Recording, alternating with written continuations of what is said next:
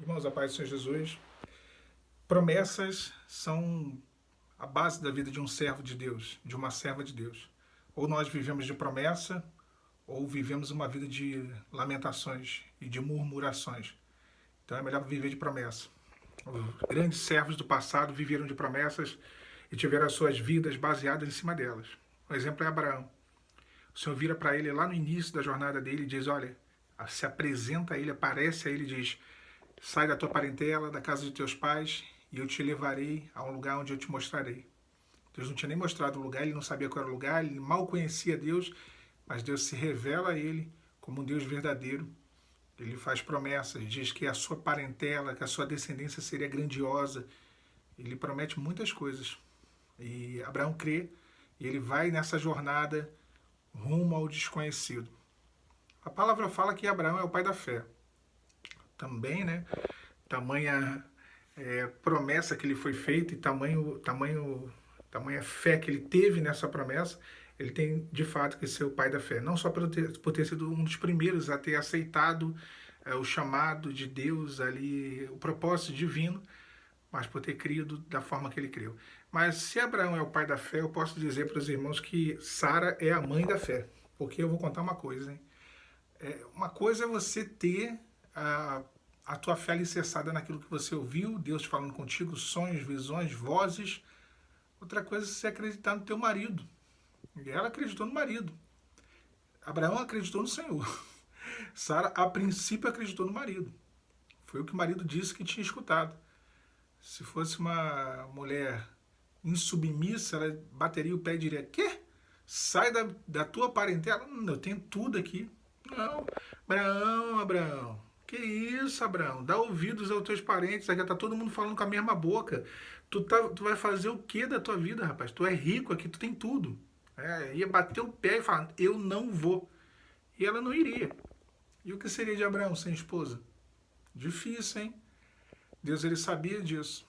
E ele mudou o coração de Sara também. Ele trabalhou no coração de Sara e de Abraão. Deus sempre trabalha no casal. O nome de Abraão, que era pai da exaltação, foi mudado para pai de uma grande multidão. Abrão para Abraão. E de Sara, que era Sarai, que significa rixosa, foi tirada a vogal I, a letrinha I, quer dizer, e mudou para Sara, que significa princesa em hebraico. Então, Deus ele transforma Sara e transforma Abraão. E ela creu também e foi junto com seu marido na promessa que Deus tinha lhe feito. Agora é importante ressaltar aqui o seguinte, irmãos. Para que as promessas de Deus se cumpram na nossa vida, deve haver um rompimento com o passado.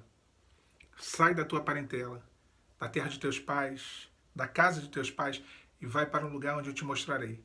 É necessário haver um rompimento com o passado, com as coisas que aconteceram, com a vida que tínhamos, com os pensamentos, entendimentos e costumes que tínhamos.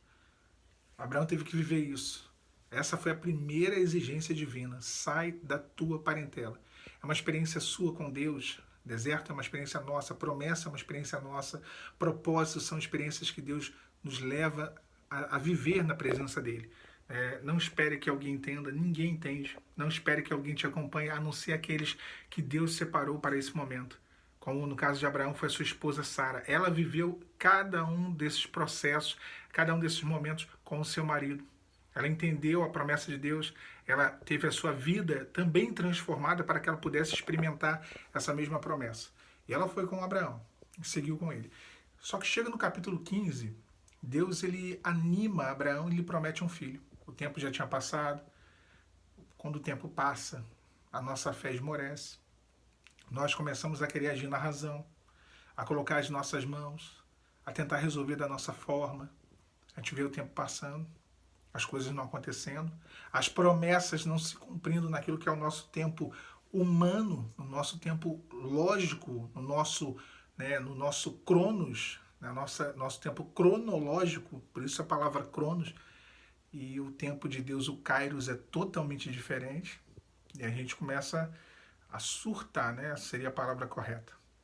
E no capítulo 15, no versículo 5, Deus ele se apresenta a Abraão de novo, e ele vira para Abraão e diz assim, ó, Gênesis 15, versículo 5. Então levou para fora e lhe disse: olha agora para os céus e conta as estrelas, se é que as pode contar.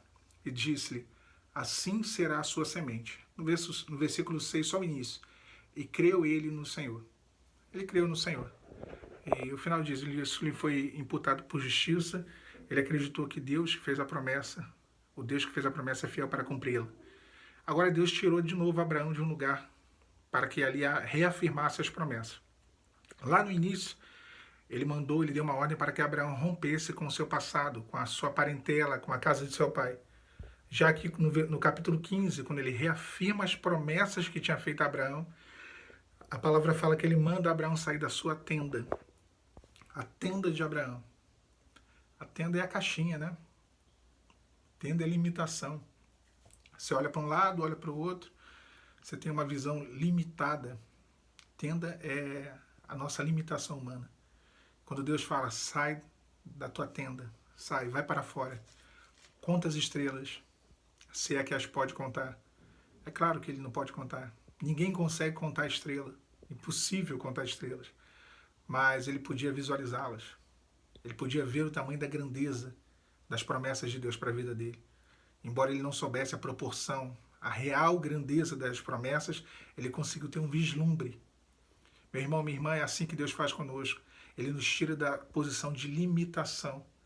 Todo sofrimento, toda dor, todo deserto, toda provação, toda angústia é uma tenda. É uma tenda que nos limita. Deus ele nos tira dessa limitação. Não estou dizendo que você vai sair do deserto hoje, não estou dizendo que Deus te tira da prova, não. Ele te faz enxergar em meia situação de provação as promessas que vão além da nossa compreensão humana. Por isso que ele diz, sai da tenda. A tenda é o hoje, o que você está vivendo agora.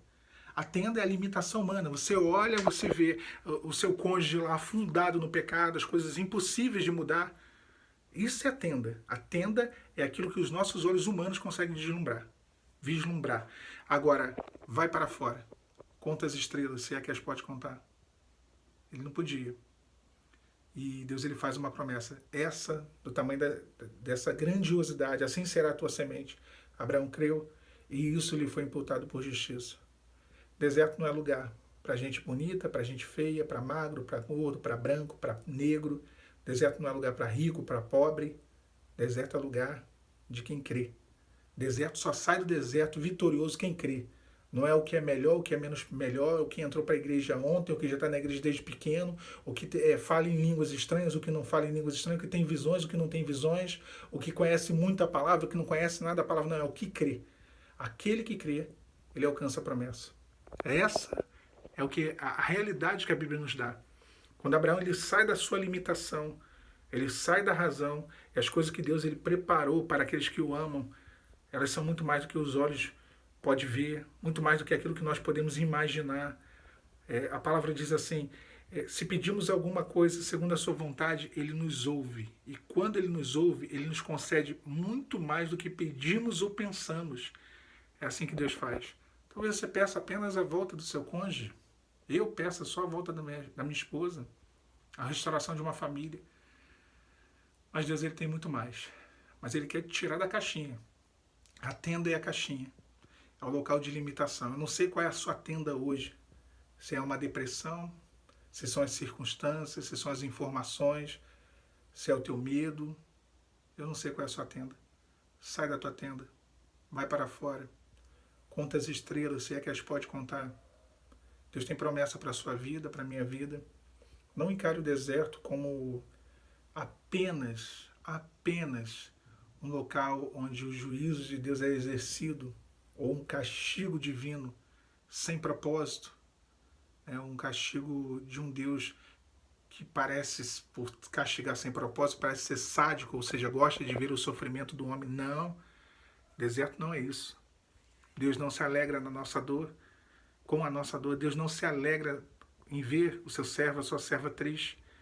Nenhum pai que corrige o seu filho se alegra em ver o seu filho chorando, deprimido, triste, abatido. Nenhum pai. Eu, como pai, eu tenho certeza absoluta disso. Nós não fazemos isso. Corrigimos porque queremos ver o bem. Ainda que naquele momento a correção provoque tristeza e choro, é para o seu bem. É para o bem do filho. É para o nosso bem.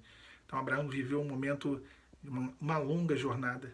mas uma jornada onde as promessas de Deus, elas se cumpriram na vida dele, através da obediência e da fidelidade dele. Abraão viu todas as promessas se cumprir? Não, porque ali era uma outra situação. As promessas se cumpririam após a sua morte também. Então, ele viu o seu filho, que era algo impossível, ele viu muitas promessas se cumprir, mas outras foram se cumprindo após. Mas Deus fará, assim como fez na vida do seu servo. Creia, receba essa palavra. A paz do Senhor Jesus.